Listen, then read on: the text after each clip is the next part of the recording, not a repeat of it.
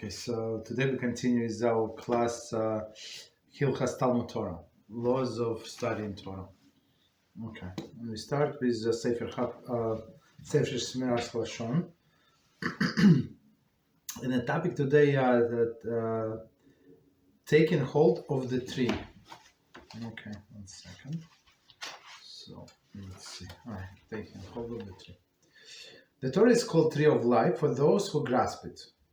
It says from Mishlei 3:18. We say it every day when, not every day, every time when we take our Torah. We say this pasuk. Torah is a tree of life for those who grasp it. It is a tree of life, but if you don't grasp it, so it's very interesting. It's not going to help you, right? Only if you live according to the Torah, then it's tree of life. If not, it's a potion of death. Because why? Because it says that wicked people shall perish. Continue. The way to grab onto the tree is to take hold of one of the branches.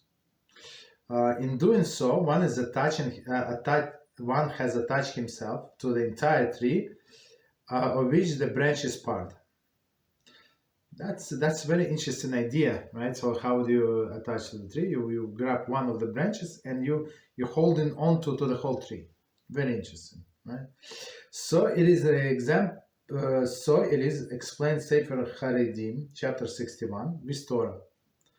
The way to attach oneself to 613 mitzvahs is by fulfillment one particular mitzvah, which with exacting precision and total dedication. So it's one of the answers that one might have why we in our Halachah class, why we go in all of the details, even not all of the details, but in let's say in many relevant details, right? In every Halachah, right? So that the answer is here, right? That's how you attach yourself to the Torah, to one of the 613 mitzvahs. And for example, as we discussed today about saying Birchas Hamazon over a cup of wine, so we said that's on the highest level. That's what we should do, right? If you have three men that were eating together, they invite each other for zimun. Very interesting, right? So you attach yourself for one commandment, one branch of the Torah, one of the 613 mitzvahs, and you're attached to the whole Torah. Dedication and attachment to a single commandment will cause one's soul to become united with HaShem and His Torah, and will lead to the proper fulfillment of the mitzvahs as well, or other mitzvahs as well. So you start with one, you're doing in perfection, and you add others, and it's going to be easier and easier and easier. Thus do we find Rav Nachman said, "I will be rewarded in the world to come for having zealously fulfilled the mitzvah to eat 3 Shabbos meals." Right? So it's as we said, that's a separate mitzvah, right? It's mitzvah of its own. It's like does not look like a very hard mitzvah, but it's very important to eat 3 Shabbos meals. Okay, other rabbis, Rav Sheshes said, "I will be rewarded for having zealously fulfilled in the mitzvah of tefillin." So just to clarify, so some people take the words of Rav Nachman out of the context, and the whole Shabbos what they do is just eat and sleep, which is of course it's not proper. And the Shabbos was given to us as we learned in the previous classes to learn Torah and connect to HaShem. That's what Shabbos was given. Why specifically Shabbos? Because we have this extra soul, extra holiness, right? And extra holiness of the day. Okay, so to waste it just on meal is a waste of holiday, right? So what do we do? Of course, you pay attention to the meal. You buy the best food that you can afford, right? And enjoy and okay, but don't forget to learn Torah. The Talmud goes on to cite similar statement of the other sages and offer illustrations on how meticulously each sage fulfilled the mitzvah of which he spoke. Right? So of course, whatever they say, I'm very zealous. So of course, they were very zealous. The Sefer Hasidim also cite Talmud Yerushalmi, which says that fulfillment of the given mitzvah with a total dedication and precision is a catalyst for earning the great reward in the world to come. Right? Of a given mitzvah. So whatever mitzvah you do, just learn as much as you can and do on the best possible way. But of course, it should not be in the expense of other things. I give this one example. So some people say, yeah, let's learn Torah the whole night or half of the night, and it's very big mitzvah. And as we learn in the Hilchot Talmud Torah in previous classes, we said that Rambam said that the nights were created only for one purpose and one purpose only, to learn Torah, because that's when a person acquires wisdom. Right, so of course, what Rambam said it's holy, but if this person is going to oversleep and would not be able to go to pray with a minyan, or would be late for work, so that's not a mitzvah. Understand? So everything must be in a balance. Continue. Thus, the above can be added to all great benefits of the Shmiras Haloshon, of which we have already spoken, meaning that's the great mitzvah. Shmiras Haloshon meaning watching our mouth. Okay, one who will dedicate himself to the meticulous observance of these laws in all their fine details, in all situations, and under all conditions, will thereby take hold of a branch of a tree of a life and merit reward that no angel can fathom.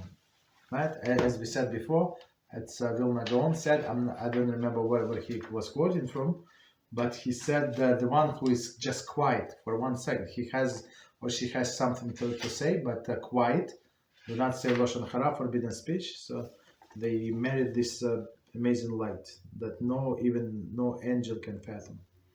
Okay, we stop here. Okay, so let's continue. So we continue.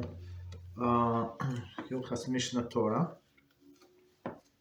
and we're on chapter what? Chapter number 5 and Halachah number 3.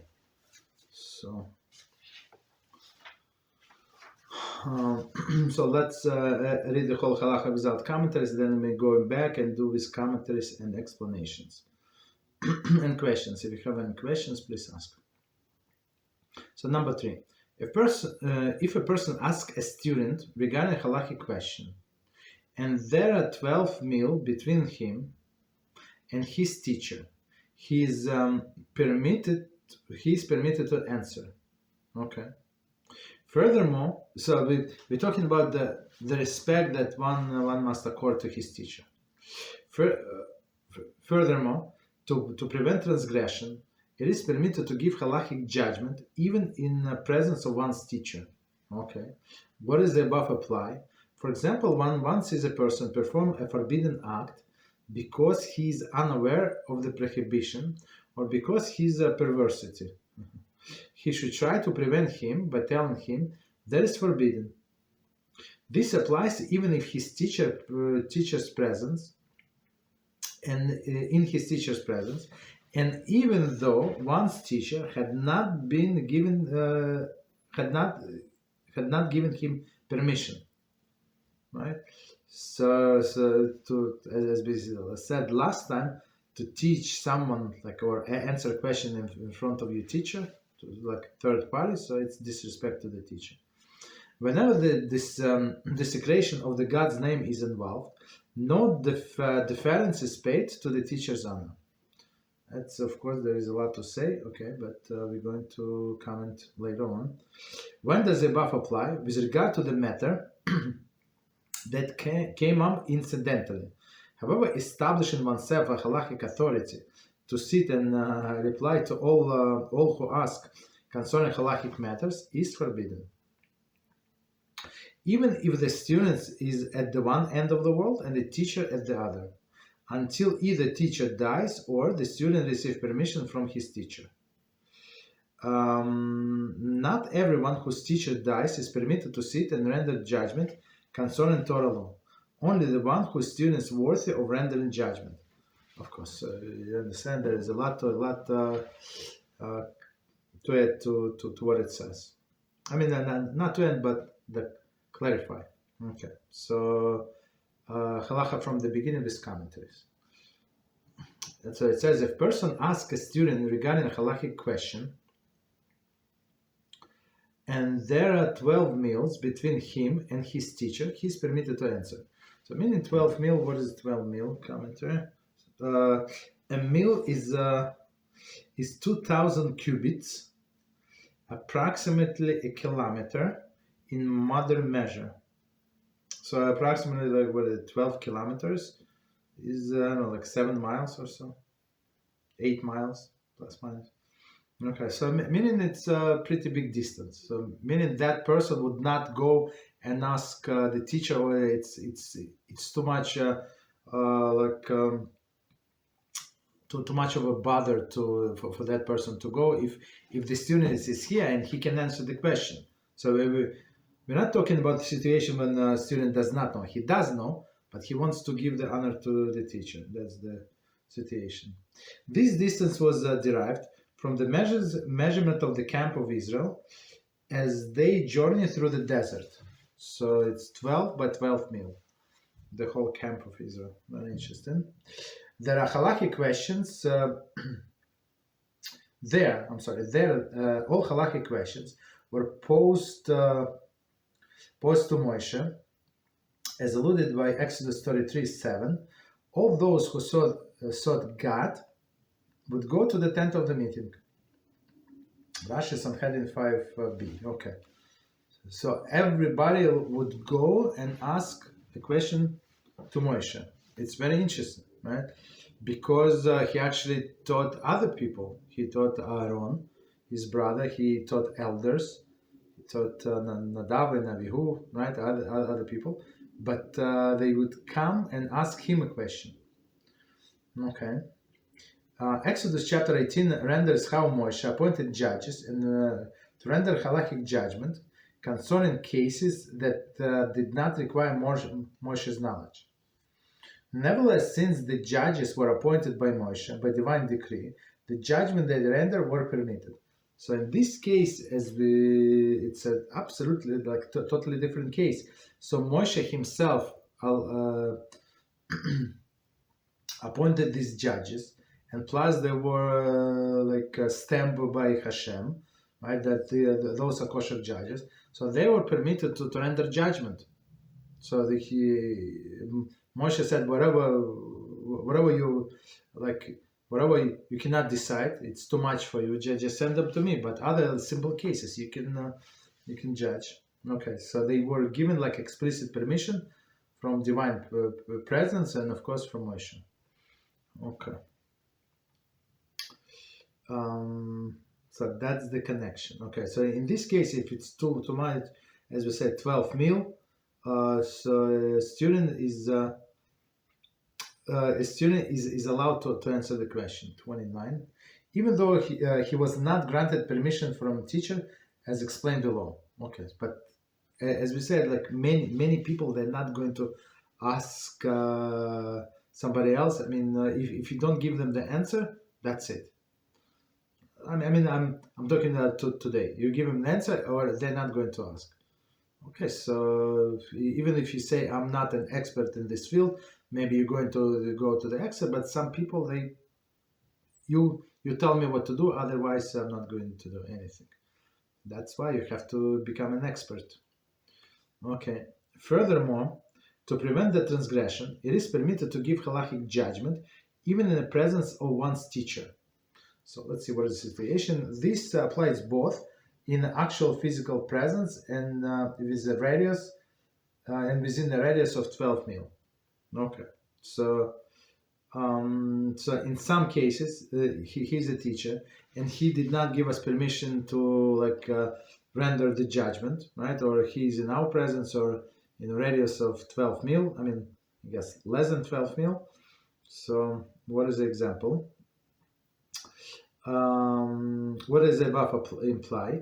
For example, when one sees a person perform forbidden act because he was unaware of the prohibition or because of his perversity, he should be tried to prevent him by telling him this is forbidden. Okay, so basically, one of our obligation as a Jew that we have we're responsible for all other Jews as well as our brothers and sisters. So you cannot say I'm good, I'm religious, I'm such a God-fearing person, and other people let them do whatever they want. Okay, so we must try at least to stop them from doing wrong things. They're going to listen or not, it's a different story. But our obligation is to try to stop them. Commentary. Eruvin 63a relates that while Ravina was in the presence of Rav Ashi, his teacher, Ravina, he saw a man tie a donkey to the date palm on the Shabbos. At first he shouted at him so that he should know that it is forbidden. When he did not respond, he placed man under the ban of ostracism. When Rav Ashi saw this, he questioned Ravina because the latter action appeared to be disrespectful. Ravina explained that since the transgression was involved making use of the tree on Shabbos, he was obligated to take these steps. Okay, so let's try to understand this example. So one of the prohibition of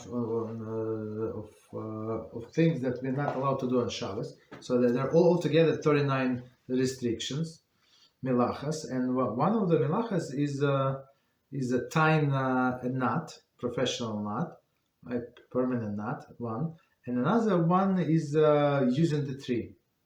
So meaning you're not allowed to lean on a tree, you are not allowed to hang your jacket on a tree, or other things. Well, you're not allowed to do this on Shabbos, right? And this rabbi saw that this one of the people would tie his donkey to a palm tree on Shabbos. So he tried to stop him, right? Even in front of this rabbi. So maybe a rabbi was not paying attention. Maybe this, maybe that. So it was his obligation to stop it, to stop the Jew, to prevent him from doing something wrong. Okay, so I mean, maybe the way I see it, maybe until he would get a rabbi and explain what is wrong, and this guy would tie his donkey and leave. By the time they would figure out what to do, so he screamed at him. Okay, no problem. Continue. With Rambam. Continue with Rambam. This applies even if the teacher's presence, and even though one's teacher had not given him permission. So he was at a time. Time was in essence. So maybe if he if that person who was tying the donkey to the palm tree would listen, so immediately, so he would be spared of the punishment. Okay, continue. Whenever the desecration of the God's name is involved, no deference is paid to the teacher's honor. 32. Eruvin 63a derives this from Proverbs 22:30, where it says, "There is no wisdom, no understanding, and no counsel against God." So that's it. So when somebody is speaking heresy and speaking against God, against religious, and you see the other people are quiet, even the rabbi, your teacher are quiet. So of course you can always ask him. I would say, if you have time, you're allowed to ask Rabbi, what should we do? Why are you quiet? So can I go and attack this person, right? So you can ask, or if you know what to do, just you're not obligated to ask, because Hashem's honor is higher than this rabbi's honor. Doesn't matter how big he is, but in many instances, I just want to clarify this. Some things are not as it seems there. Like, ask Rabbi why he's quiet. What is the problem? Maybe you don't know all of the details, but if it's clear that's what is going on, yeah, so you're allowed to act. The teacher's honor stems from the honor of the Torah and the honor of God, right? Hence, all the cases priority is given to the Torah. No, 1 second, it's the wrong commentary.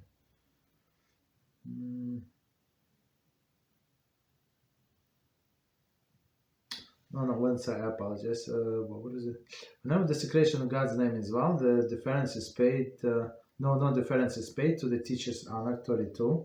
So from Talmud Erovim derives this from Proverbs 21:30. There is no wisdom, no understanding, and no counsel against God. The teacher's honor stems from the honor of the Torah and the honor of God, right? So that's so if it's desecration of God's name, so in Torah, so of course there is desecration of the teacher's name. Hence, in all cases, priority is given to the Torah, meaning to HaShem. 32. When does the above apply? Number 33.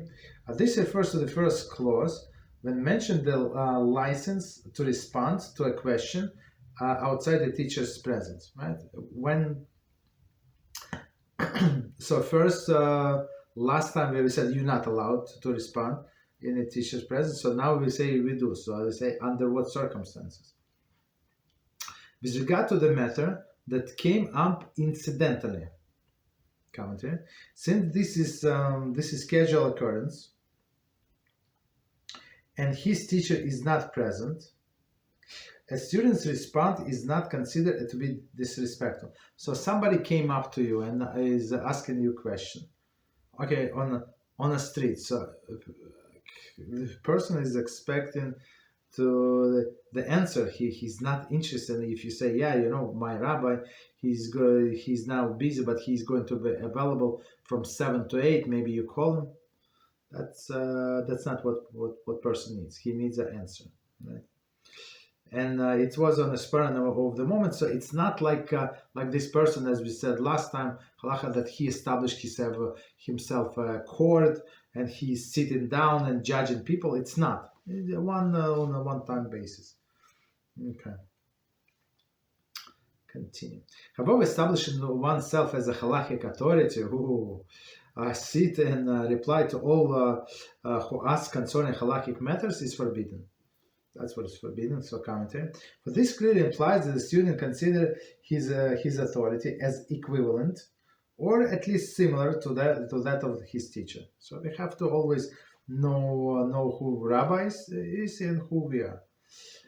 Doing so without permission is considered to be an affront to the teacher's honor. So, but on another hand, if your Rabbi permits you to teach others, to judge, there is no problem whatsoever. Right, but you cannot do it without his approval. And plus, I just want to add this another point. So people would think that you actually making judges like based on his teachings, which many times not. He never permitted you. So it's also like a dangerous road.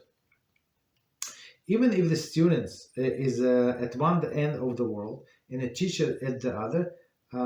Until, so meaning not allowed to judge or to render decisions. So it says the geographic distance is not a factor. So it doesn't matter how far you are from each other until either A, the teacher dies. Not a good idea, right? At which point the honor due to him takes a different dimension. So of course you're obligated to respect your teacher after his death, but it's a different story. It's a different respect. At least you if while the teacher is alive, you can direct this person who asks you a question to your teacher. Maybe he's going to go, maybe not. Maybe he's on another end of the world. Maybe he can send him a letter and stuff like that. But after he died, that's it. So you're the only resource. B. The student received permission from the teacher. Okay, I think that's the easier one to get permission from the teacher. Commentary. Since the teacher has given permission for the students to answer questions, doing so is not considered to be affront to the teacher's honor. Although the student was not granted permission by the teachers to render halachic decision during the latter's lifetime, he may assume the authority after his death. Okay, so it's very interesting. So, but if teacher permitted you to answer the question, so there is no problem. And so like I would say, like if you learn in classes, if you learn from books, and your family, let's say, is not on that level yet, right? Or your guests or your Shabbos table, or whatever, your co-workers, or whoever you're talking to, right? So you can teach them. You can teach them. Of course, you can ask your teacher if let's say if I'm on a level to teach this part, or whatever part is, like simple part, right? So for you it's simple, but other people don't even know these things. Like somebody asked me a question, and this person said that this lady said that she was looking for truth for 9 years, and she asked me a question. I was like, whoa, what exactly did you learn 9 years? What truth you're looking for? I'm not sure. Like, okay, so people, so the point is, many people are simply ignorant. So if you know the truth, you learn from the books, you learn from Rabbi Reuven Shlita, you learn from our classes, so you can teach others. There is no problem. Okay.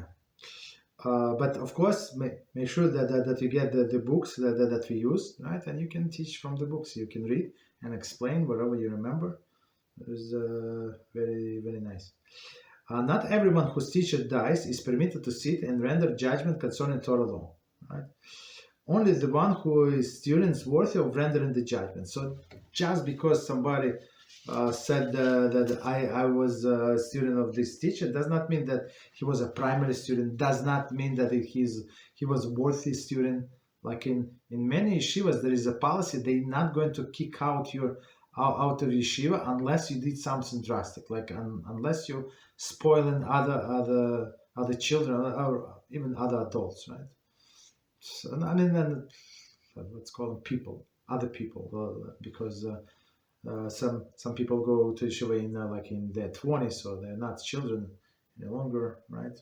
So unless he does something like crazy, so they're going to expel him. But otherwise, he can be there for 3 years, 5 years, and he would say, "Yeah, I was learning in this great rabbi yeshiva," right? But he was hardly like keeping up with I don't know, first 15 minutes of the studies. Commentary. Avodah Zarah 19b requires a student to be 40 years of age before he is considered to be worthy of rendering halachic judgment. Right? So it's Avodah Zarah. So it's very interesting. Until the person is 40, where is this number 40 came from? So it says that a person is mature, he has a life experience. Somebody is maybe more knowledgeable than him, and he's maybe the early 30s, but he does not have a life experience. I mean, of course, there are exceptions. Some people are very brilliant, but usually little life experience and actually plays a very big role. In summation, on the entire passage, Rabbeinu Nissim writes that the Torah scholar is not entitled to render halachic judgment until he reaches 40, unless there is no sage equivalent of status in the city. So if you can send to somebody else, okay, you should do it. Okay, so unless he's 40, if he is younger than 40. He questions why the Rambam makes no mention of this requirement. Okay, among the resolution, so it's very interesting. So Rambam was so great. Many people spend their life just to try to study Rambam and ask the question on Rambam, and others, so they themselves would propose the answer why exactly Rambam did that, why he wrote whatever he wrote, which is, for me, it's amazing. Okay, now the question why Rambam skipped that requirement. Okay, it's very interesting. Of student being 40 years old. Okay, so here's a possible resolution. A. Rambam interprets the passage from Avodah Zarah to mean that only until he is 40 years old can a worthy student hold himself back from rendering judgment because of his humility. He does not mention this law here, since the unworthy students have become so numerous, and at present no worthy student should be no worthy student should hesitate from the rendering judgments at all. Case of Mishnah. Let me read one more time and we explain it. It's very interesting. So Rambam interprets the passage from Avodah Zarah to mean that only until he is 40 years old can a worthy student hold himself back from rendering judgment because of his humility. So until he's 40, right? So he's maybe not so mature, not so ready to render judgment, let's say, right? So out of his humility. Okay, so it's not like he does not know. He's holding himself back. Why? Because of the honor of his rabbi. Continue. He does not mention this law here, since the unworthy students have become so numerous at the present. So worthy students no worthy student should hesitate to render judgment at all. Case of Mishnah. So there are so many ignorant people and so many like arrogant people, and people that should not be in a position that the public put them in, right, to render judgment or to tell other people what to do. But unfortunately, that's not the case in many instances in the present. So any worthy student should not hold himself back and not render judgment just because he's not 40 yet. Okay, that's one explanation. Second one, B. The Talmud decision refers only to a student who received his instruction from individual teacher. At present, since the students gave them their knowledge from the text, which are always available, there is no such restriction. Lechem Mishnah. Okay, so for first one is the case of Mishnah. This is Lechem Mishnah. So it's also very interesting. So when we were discussing this law of respect to Rabbi, due to the Rabbi, so we said there is a little difference, or actually huge difference. Is he your primary rabbi from whom you got the most of your knowledge, or maybe who inspired you to be religious, so you owe your life to that person, of course, right? And some other person that you just got some information, maybe one of the subjects that you learned from that person, right? Just 1 second. But as we said before, at present people study from the books as well, and I guess majority of the time they study from the books. So and these books are always available for a reference. So that's why some people buy books, but they're not going to read from the beginning to the end. But they would have it as a reference, and in case of the need, they know where to look, which is also very useful. Okay. So, and third explanation, the Rambam places the entire emphasis on the student's capability and does not pay attention to the age factor, right? So, I mean, as we said, maybe he's very capable, but at the early age. Right, who said it? Merchavat Hamishne. So in a shul where I pray, there is a young fellow. I think he's 21 years old, and he went from one yeshiva to another. So he goes up. Very brilliant person, even though he started. I'm not sure when his parents sent him to yeshiva. It's hard to say, maybe I'm not sure. Maybe 7 years ago. So he did not start from first grade, right? For sure not. So he didn't start from the beginning, but he's such a brilliant person. So now he gives lectures in Shul Badepre. He gives lecture, and I actually listened a few minutes to his lectures, like few times already. And he's brilliant person. He's even though he's young, of course he does not have a life experience, but whatever he said, it's absolutely wise and correct. So I mean, well, if he would get a life experience and he would follow Rabbi and who is answering the questions, so he would be able to do the same maybe in 3-4 years, even though he would be in his 20s, 3-4 maybe 5 years. Though this paragraph is included in this halacha, in a published text of the Mishnah Torah, many manuscripts include the following halacha. Okay. Doesn't matter. Okay, for us, continue. Any questions on what we said? We finished that halacha.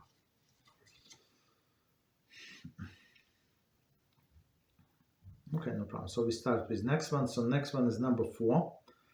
And says, any student who is not worthy of rendering halachic judgment and does so is foolish, wicked, and arrogant. And it says in Proverbs 7:26, it says, she has cast down many corpses. Implies to him. Conversely, a sage who is worthy of rendering halachic judgment and refraining from doing so holds back the spread of the Torah and places stumbling block before the blind. So say, no, I'm not going to answer the questions. And in the meantime, so people sin. Why? Because he's trying to be very humble. Okay, Mr. Humble, be humble in another place, right? When it's your humility would be appreciated. But here, when somebody asks me what to do, so you must give an answer if you know, of course. How prodigious? So it's probably in other words, how prodigious are those she slew, applies to him, and because of he was keeping quiet. I'm not on a level. I'm not on this. I'm not on that. So many people were stumbled because of this person. These undeveloped students who have not gathered much Torah knowledge seek to gain prestige in the eyes of the common people and the inhabitants of this city by jumping to sit at the head of all questions of laws and halachic judgment in Israel. They spread divisions, destroy the world, extinguish the light of the Torah, and wreak havoc in the vineyard of God of hosts. In his wisdom, Shlomo alluded to them as follows: Song of Songs 2:15. Take for us foxes, little foxes that spoil the vineyard.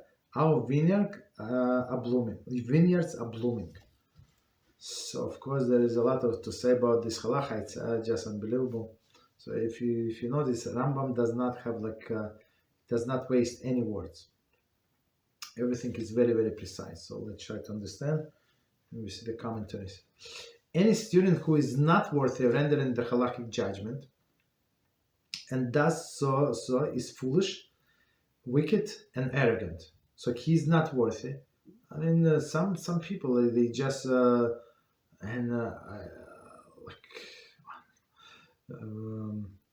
they watch few lectures, or maybe even lectures for a few years on YouTube of some rabbis, and then it gets into a person's head that he's a Kabbalist, he's this and that, and then they challenge other people, do stupid comments. It's unbelievable, right? So these people know exactly about zero, but they trying to render judgment and tell other people what to do. Leave comments. We have now YouTube channel. Of course, I delete them, I block them, because there is nobody to talk to because of their arrogance. Right, coming to him. The Rambam statement based on Avos 4:9, which uses these adjectives to describe the person who renders halachic judgment casually. In his commentary to the Mishnah, Rambam states that this applies to one who does not worry about the rendering judgment and proceeds to do so without fear or proper consideration. So a person would. So what does it mean? Talking about this foolish person that never would say, no, I do not know. Let me check.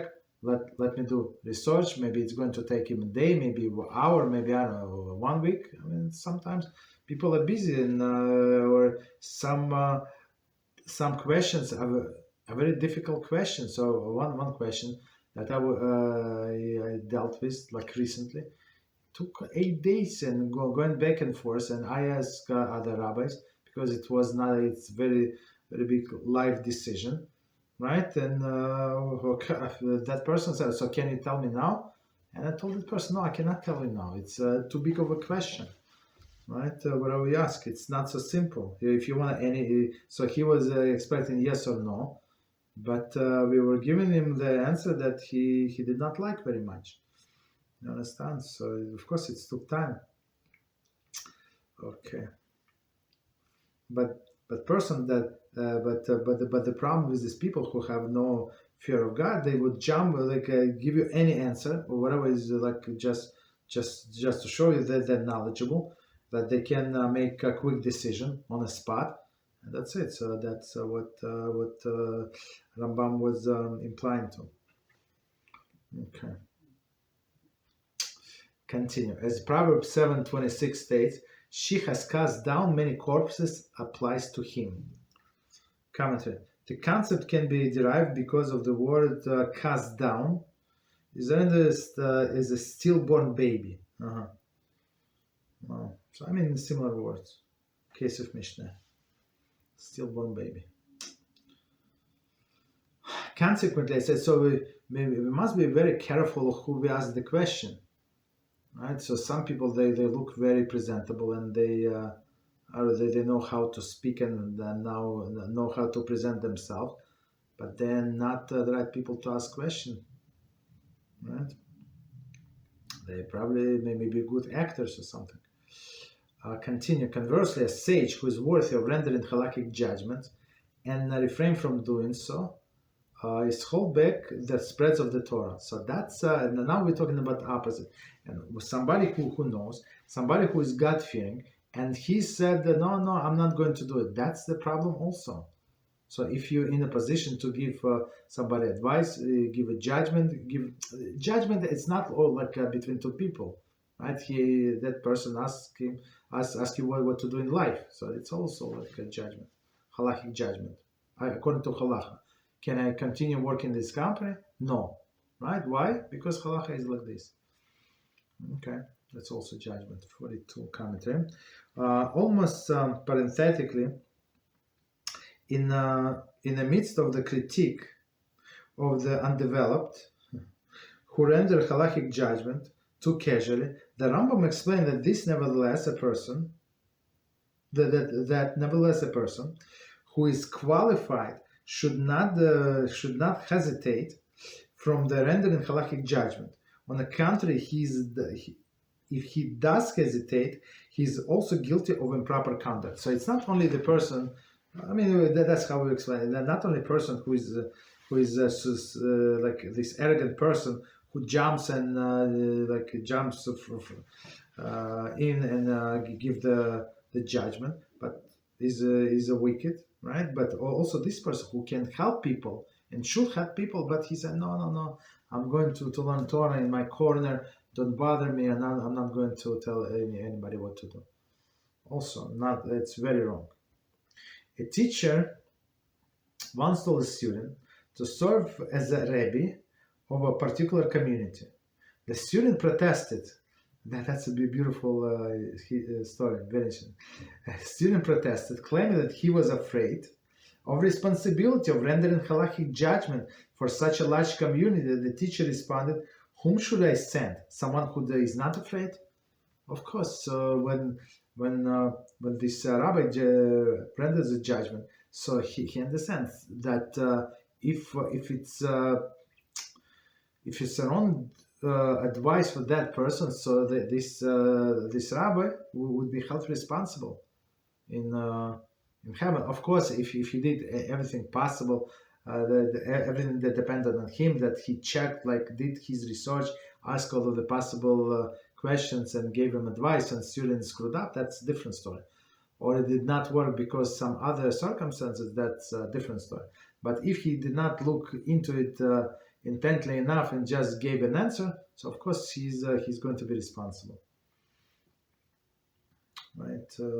So it's a beautiful story, right? And this teacher says, who do you want me to send? Somebody who does not care? So you're afraid? That's good. That's good that you're afraid. You're going to give them the right advice to these people. It was 42. Where's my 42? Okay, so let me read the whole sentence. Conversely, a sage who is worthy of rendering halachic judgment and refrain from doing so holds back the spreads of the Torah, which is not good, right? To be the one who holds this spreads of the Torah. 43. In Hilchot Sanhedrin 28, the Rambam makes similar statement, except that there he qualifies his condemnation of the sage who is worthy of rendering halachic judgment and refrains from doing so, as implying only when the generation needs him.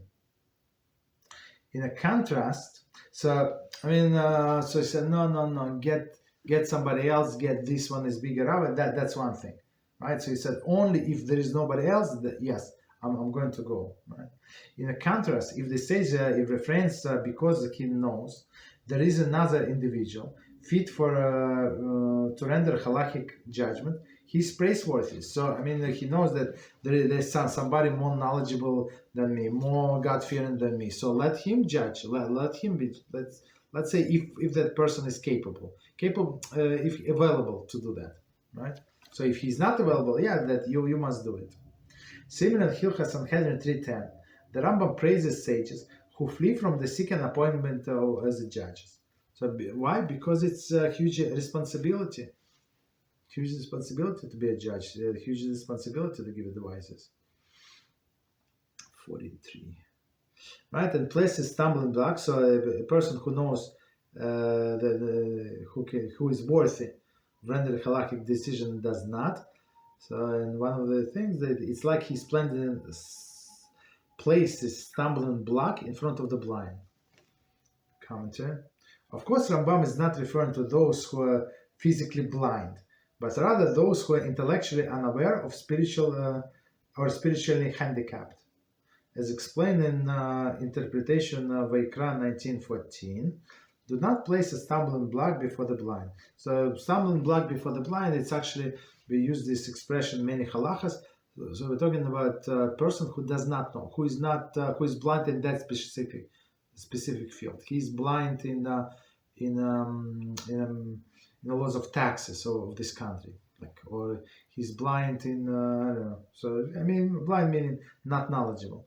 So a person not knowledgeable, and you do not tell him what to do, so he's going to stumble, right? Because most of the halachas, unless you know how the Torah works, at least let's say halacha, unless you cover the Shulchan Aruch at least once, unless you learn the laws of Shabbos maybe 2 or 3 times, so only then you have idea. But otherwise, all of these laws, as we can attest, when you learn it, they're not logically.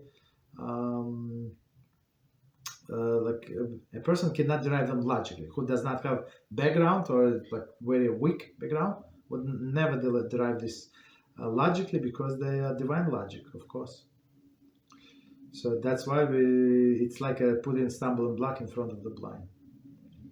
Continue. How progenious those who she slew, applies to him. So it's also from Proverbs. So applies to him commentary. Okay, no problem. Continue. Just grammar. Continue.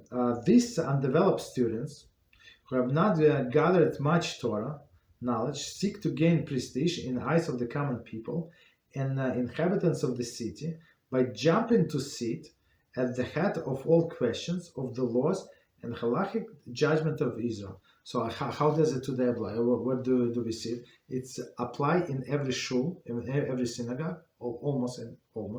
Let's say almost. I hope there are exceptions. But okay, but apply in all of them that I witnessed. So this board of the directors, unless there is one rabbi who owns the shul, that's a different story, right? But otherwise, there is a board of the directors who in charge and who tells like how to run the shul. So maybe I hope there is one decent person on that board. I hope, but usually or majority, like huge majority, these ignorant people, arrogant, all of them arrogant, all of them who speaks very loud, obnoxious, this and that. Many not religious, many intermarry, and these people tell the whole community what to do, basically. Right? That's exactly Rambam is talking about. And in some sense, the rendering judgment should be invite this person or not invite this person. That's a big deal, right? So all of these students, they spread division, destroy the world, right? So that it's not like just because they have unity among themselves that it's unity in the world. It's absolutely not. So unity is only, so people very often talk about unity. The Jewish people should unite. We should unite. That's what HaShem wants, but only around His Torah, not around some wicked people who allow who agree to participate. Right? They spread divisions, destroy the world, extinguish the light of the Torah, and wreak havoc in the wilderness of God of hosts. Havoc. 46. Commentary. The Kesef Mishnah notes that although the Mishnah Torah was composed in a timeless book of Halachah, the Rambam's harsh criticism here may have resulted from the prevalence of unqualified students who sought rabbinical position in his time. But I'm not sure why this case of Mishnah. I mean, maybe in case of Mishnah it was different, but today is a very bad situation. All of these unqualified people, they try to get these positions. Okay. So, wreak havoc in the vineyards of God of hosts. 47. There is a people of Israel, right? That's okay. Continue. In his wisdom, Shlomo alluded to them as follows: Song of Songs 2:15. Take for us foxes, little foxes that spoil the vineyard. Our vineyards are blooming. Right, little foxes that spoil vineyard. I'm not sure if these foxes eat grapes. I don't know, maybe yes, maybe not. But for sure that they can spoil. They can spoil anything. Okay, so we finished this halacha. Any questions on what we said? Any comments? Let's see. Okay, so let's see how long is this halacha. Okay, so yeah, it's not long, so we can do one more then. Okay, so let's do it. Number 5.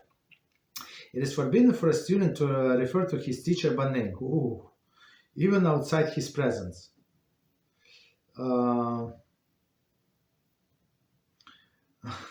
He should not mention his name in his presence, even when referring to others with the same name as his teacher, as he does with the name of his father. We're going to explain. Very interesting.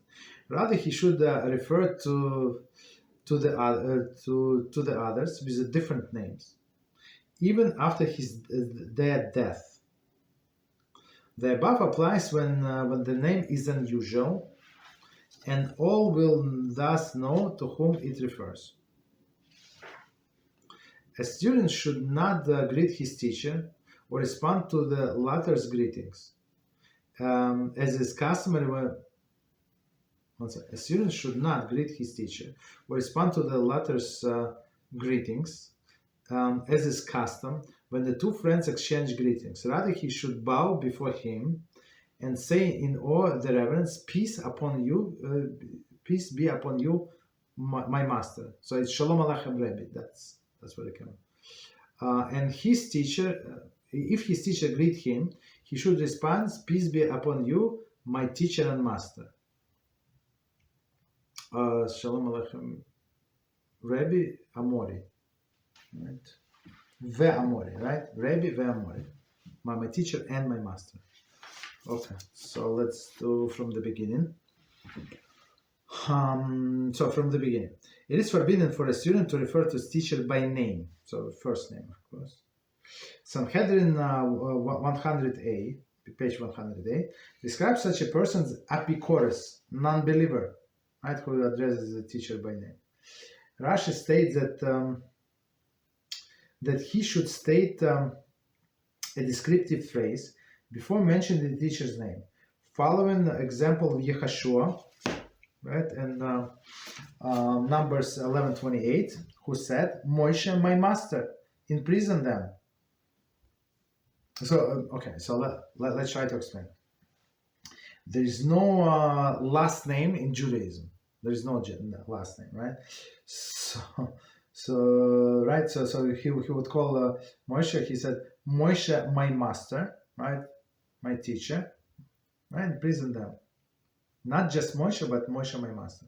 Comparing Hilchot Mamrim 6:3, which describes the reverence due to the father, he should not call him by name, neither in his lifetime nor after his death. So it's very disrespectful. I know some young generations actually does it, so they call their parents by the first name, which is a big disgrace. Rather, he should say, "My father, my teacher." Okay. Okay, Avi Mari. Okay. 48. Okay, so one more time the whole line. It is forbidden for a student to refer to his teacher by name, even outside his presence. So we said exactly the same as for his father. Even outside his presence, 49, commentary. Even if he's in a different country entirely. The verse of this text, which follows the base on Oxford manuscript, on the Mishnah Torah. The commonly printed text appears contradict the passage.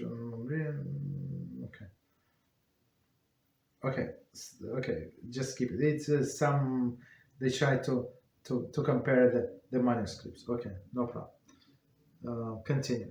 He should not mention his name in his presence, even when referring to others with the same name as his teacher, as he does with the name of his father. So, okay. Commentary, there is his teacher's name. Okay,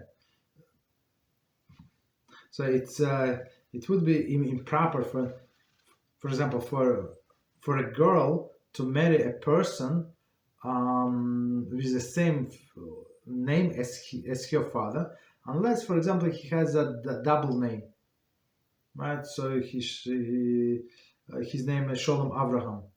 So if her father's name is Sholem, but her husband's name is Sholem Abraham, so she must call him Sholem Abraham, right? All the time. So it would not be disrespect to the father. It's not like she's calling the father by the first name. Even though everybody knows that she would not call to the father like that, but still, it's not allowed. Or just change the name, like a little, right? So it would be different from your father's name. Continue.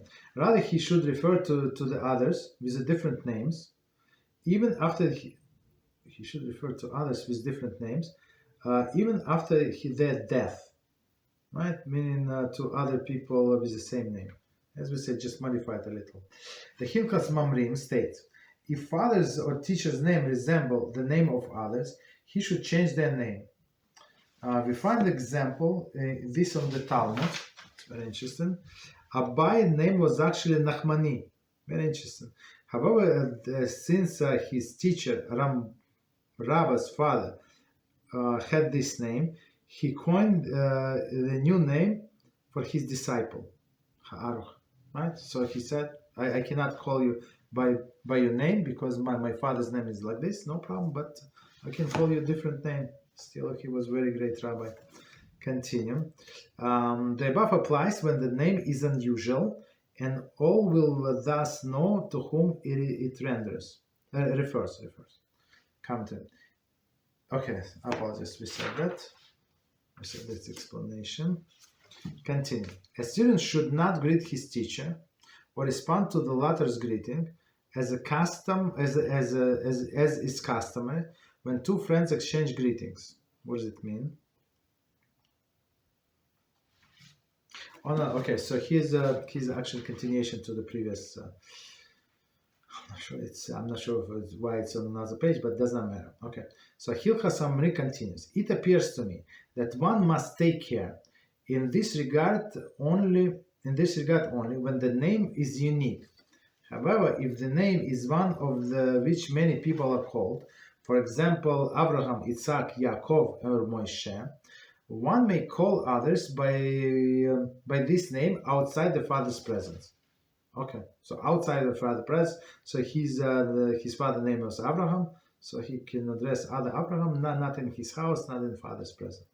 Thus, if teacher's name is common, we're talking teacher and father the same, common, it is permissible to refer by name to another person with the same name. Nevertheless, Rambam's words raise question concerning the commonly followed practice of naming child after one's parents or teacher, even when there is name is unique, right? So it's very interesting. So we usually that's actually the big difference between Ashkenazim and Sephardim. So Ashkenazim name children after the deceased, not after the living. After the living, it's not a good sign. Okay, of course it could be the same name, but you went your great uncle or your great grandfather, let's say, right? So there is no problem. But Sephardim, they actually naming children, not everybody, but there is no problem for them to name the child after the living one, right? After his I don't know, older brother, I guess. I don't know. Okay. So 53. Okay, continue. A student should not greet his teacher or respond to the latter's greeting as it customary when two friends exchange greetings. Commentary in Brachas 27b states, a person who greets his teacher causes divine presence to depart from Israel. That's crazy. Rashi explained that this refers to the greeting him casually without show the reverence. So bow a little. There is no problem to bowing, right? Show him some reverence, right? Some extra respect. Rather, he should bow before him, right? And say with awe and reverence, Shalom Aleichem Rabbi, peace be upon you, my master. Commentary. Not Sofrim 18.5, which mentioned this practice. Baba Kama 17.3b said that it is improper for a student to greet his teacher at all, as implied in Yov 29.8. The lads saw me and hid, right? So they saw him and just hid. Very interesting. But I mean, we don't follow that. Okay, just so you know. So we do greet the rabbis. 55. His teacher, if his teacher greeted him, he should respond, "Peace be upon you, my teacher and my master." 56. So it says not the interchange between Rabbi Yossi and Eliyahu Hanovi, the prophet. Quote in Brachas 3a. It must be noted that the phrase Shalom Aleichem Rabbi, peace be upon you, my master, has been given halachic significance in totally different context. For example, a person who takes an oath is allowed to retract his statement if he changes his mind in the midst of the speaking. What is considered in the midst of the speaking? Right, the time that it takes to say the verse Shalom Aleichem Rabbi. Hilchot 2:17 Similar laws apply with regard to the witnesses who want to retract the testimony made by the court. So we actually learned this in Hilchot, in Halachos of Bracha, but I'm going to remind you. So there is, if somebody made mistakes, even the kids of Shulchan Aruch will learn. So if somebody made a mistake when person was saying blessing on the food, let's say, so he has this 2 to 3 seconds to retract the statement, right? So to fix himself, or these examples that we gave in the book. For example, these witnesses were given testimony, and then they changed their mind. They wanted to lie, and then they want to retract their statements. So they have this, let's say, 3 seconds tops to retract this. Otherwise, they cannot change their mind. That's it. So their testimony stands. I mean, if it was accepted by the court, that's it. They cannot change it. Okay. So we can stop here. Any questions on what we said, or any questions on any topic?